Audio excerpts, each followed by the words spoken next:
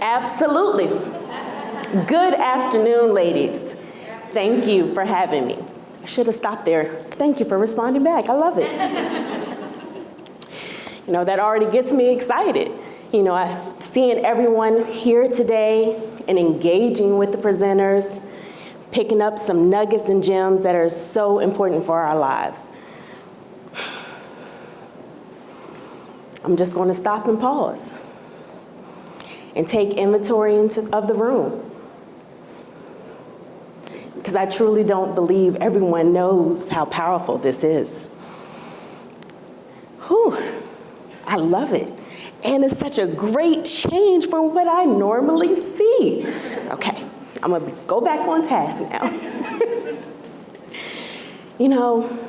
I just stopped by today to add value to these delicious conversations we've been having, to get you to think a little differently about some things, and to invite you to have the necessary fluid conversations with those that you hold near and dear to your heart. My name is Veronica Rodgers, and I am a woman, a wife, a mother, a daughter, a sister, a friend, a financial educator and advisor, and I am a millennial. Now, you may ask, why did she introduce herself that way? Well, these are all labels, and we all have them. And they get mixed up into a jumble pot every day. By a show of hands, who can relate to what I am saying? Yes? And how many can relate to the many responsibilities that come with wearing these hats and labels?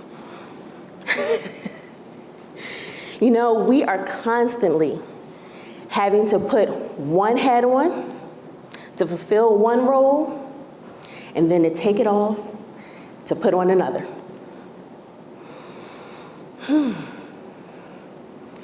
And with that, what does that bring? What happens to our overall well-being, our emotional state, and our bodies? Oh. You hit the head, you hit it right on the head, right on the money. I'm a psychologist, so Exactly. We become burnt out. Fatigue sets in, and overwhelmed. So many of us are living in overwhelm. We don't make enough time to create that space for rest for ourselves. So then what happens when we're talking about money? If we haven't created that time and space, are we able to hold the essential conversations that we need to with our loved ones? But obviously, we have all learned today how important that is. Things are coming at us at warp speed because of the technology. We live in a wonderful society, but a lot comes our way. I hear people often say now, life be lifing. Now, I know that's not proper English, but it's the truth. We're constantly having to navigate so much. But how do we do that? How do we balance it all? Especially when it comes to legacy planning.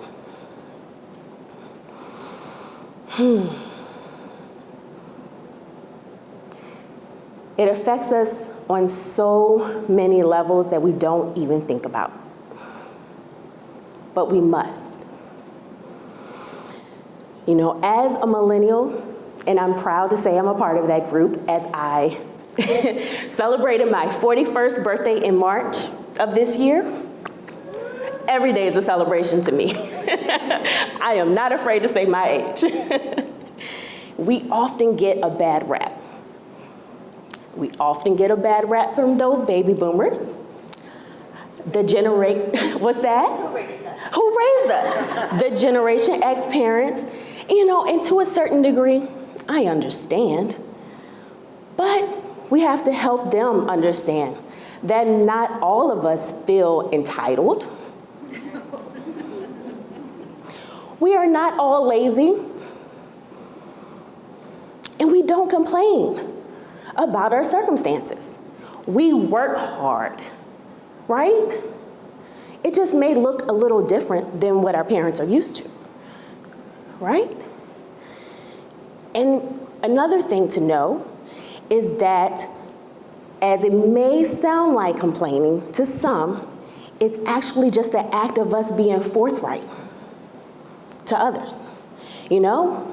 Our baby boomer and Generation X parents allowed us the space to voice our opinions. So we have to remind them that we want input on their lives as they age. And you may say, why? Why would you want to take that type of time? Well, it wasn't that long ago, parents, that you were in the coin label of the sandwich generation. I believe that's a term that is becoming more and more familiar every day because we are speaking up. For those who may not know, that's a phase of life when you're managing your careers, working hard, and you got these little ones to take care of. But then you have your parents to take care of. I'm here today to remind everybody what comes with that. Stress, and more stress.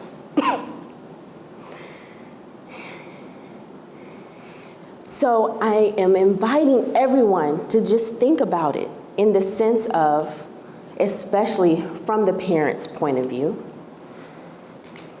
how can I benefit and help my adult child as we go through this phase of life?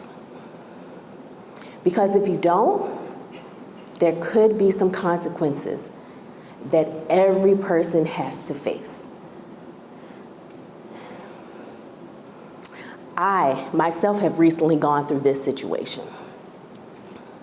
I have been in overwhelm and in pure breakdown. My children are really small. And not that long ago, my mother-in-law had a terrible health scare. She had to be rushed to the emergency room. And after a long bout of cancer, she went into septic shock and had multiple organ failure. All of this happened less than 1 month, after losing my father to Parkinson's, and 3 months after losing my aunt to kidney cancer. Talk about traumatic. It was like I was riding this emotional roller coaster that was so horrible, and I could not get off of it. I couldn't breathe.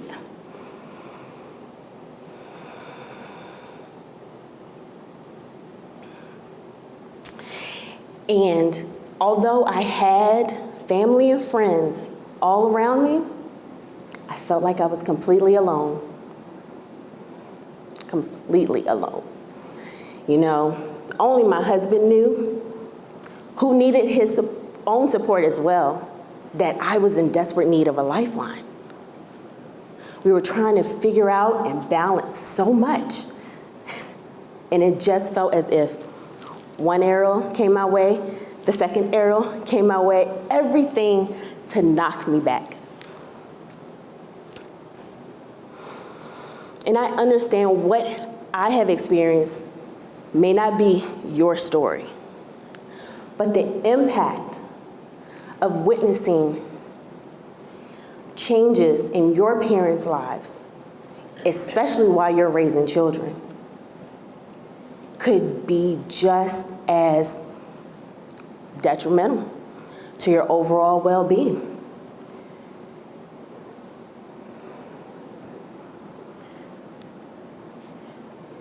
I did begin to eventually heal. The healing process never ends. But once it began, I began to get my clarity back, which feels amazing.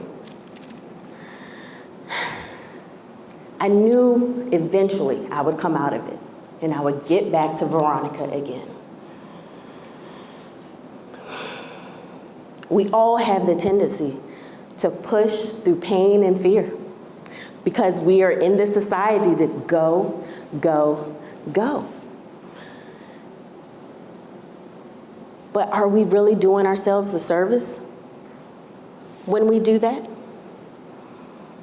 Have you ever felt so stretched thin that you could barely see your hand in front of you?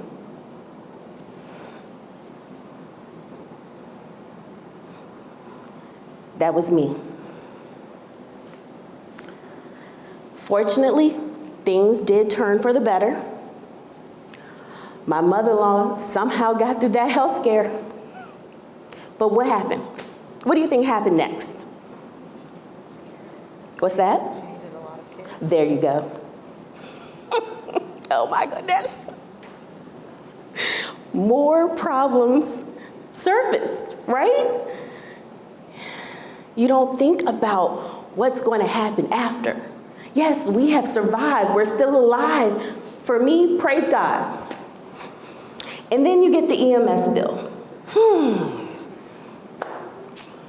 And then you realize, I am so sorry. But because of your health situation now, you can't go back home. We've got to find you another place to live. Can you imagine the conflict that arose? Let's just say my husband and I were called some names that I just didn't know a mother could say to a person. How do you respond to that? All of that could have been avoided had we had a plan in place. Well, you may ask, well, why didn't you have a plan in place, Veronica?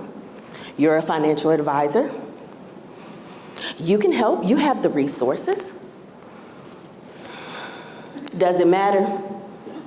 I'm still the child.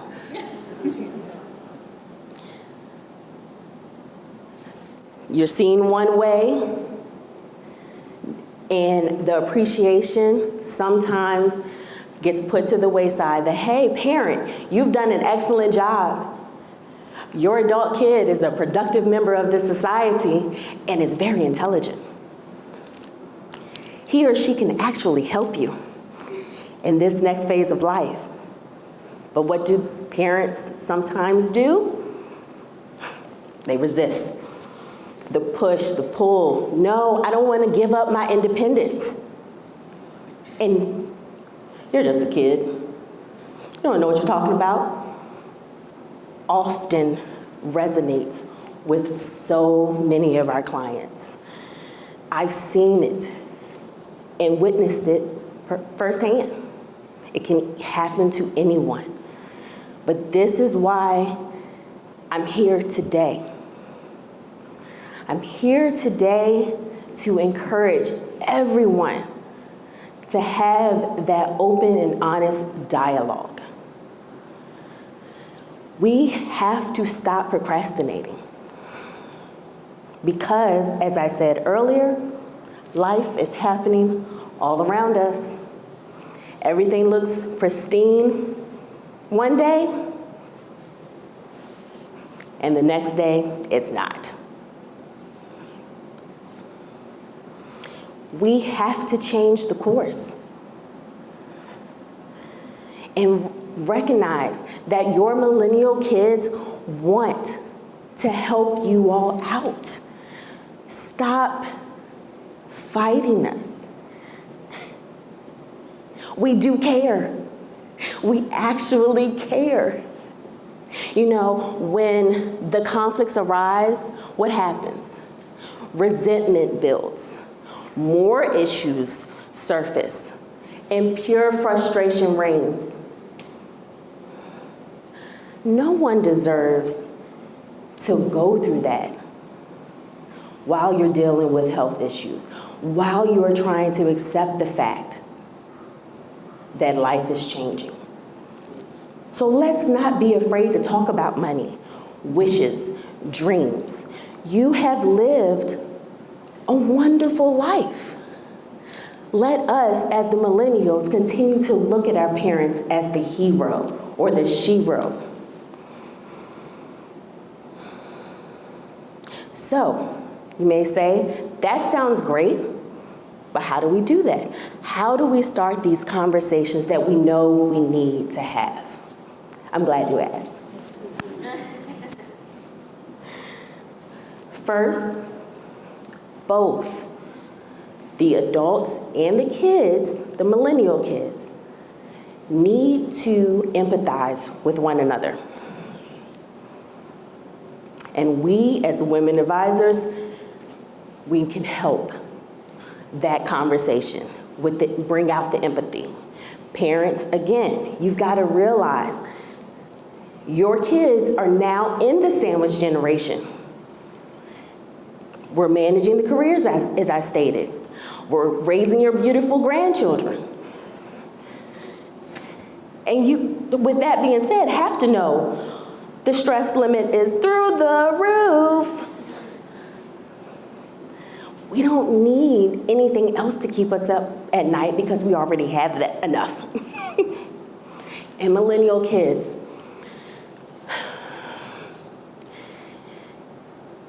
it's harder to do than saying it, but we have to approach each conversation with the right positive mindset. Our parents are scared. They're not just being stubborn, they're scared.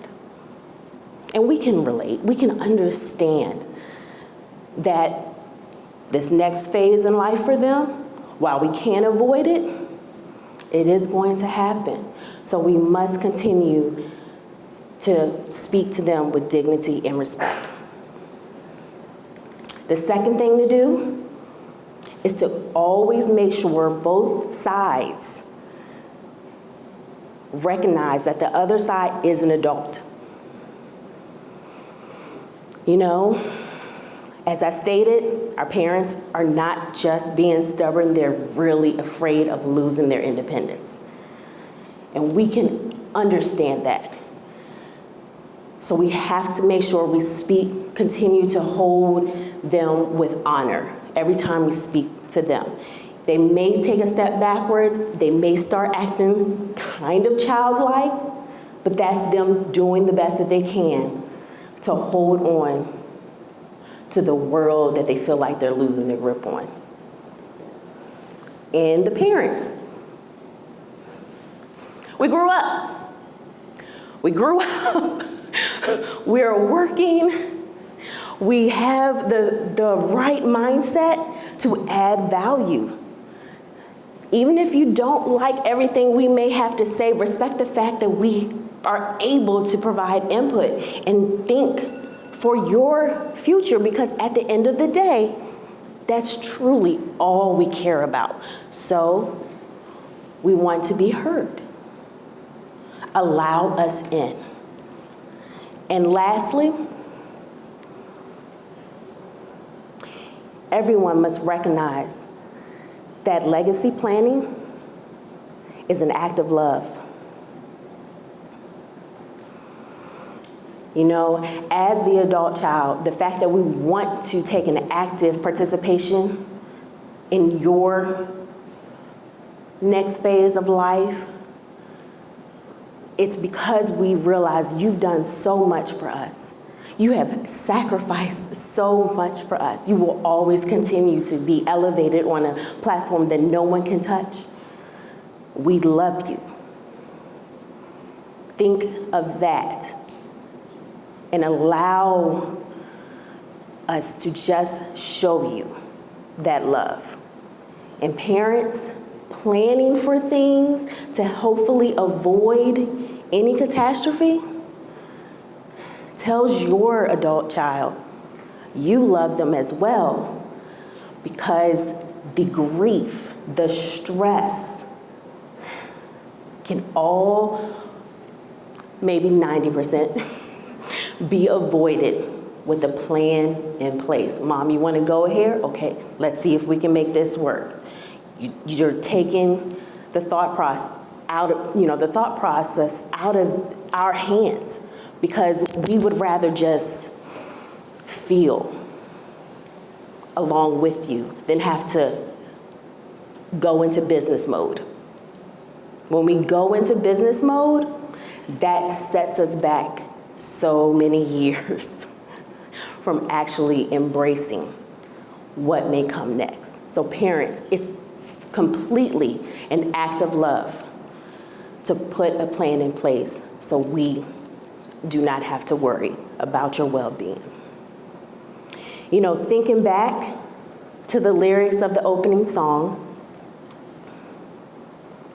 money is associated with water terms. And because we are beings made of water as well, we can flow, we can change, and we can remain fluid in all of our conversation and planning that is required to make sure that when it is time to either step into a need for medical care or the transition, you know you've done your job. Because remember, the earlier you plan, the more peace of mind you will leave behind. My name is Veronica Rodgers, and I am your sister in clarity and abundance. Thank you.